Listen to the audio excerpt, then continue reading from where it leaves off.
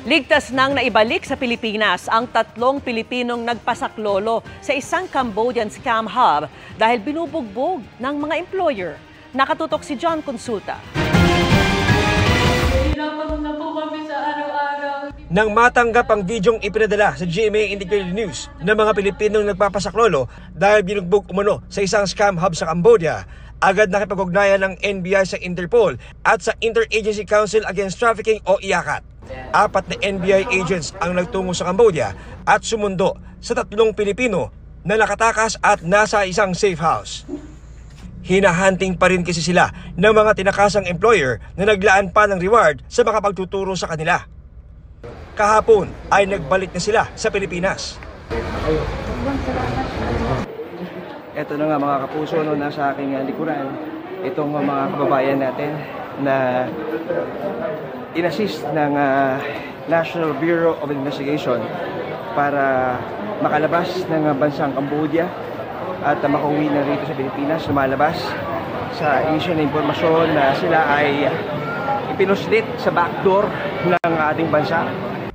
Ipinakita nila kay NBI Director Santiago ang kanilang mga sugat at pasa na galing sa hataw ng latigo, pala, tadyak sa ulo at katawan. Maraming salamat po sa Diyos sa pangalawang buhay po sa aming 3. Ang biktimang si Alice, hinimatay niya sa gulpi kaya pinaso ng sigarilyo at mainit na bakal para magising. Pagpasok po sa akin ito, hindi ako nagising.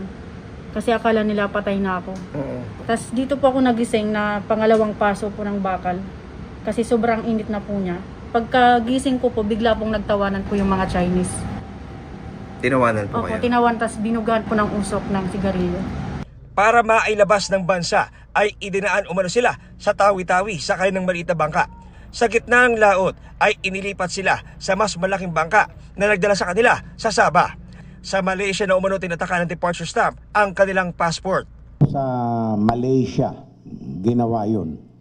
Meron silang yung kung sino man yung contact ng recruiter, natatakan po nila na as if lumabas sila sa Pilipinas.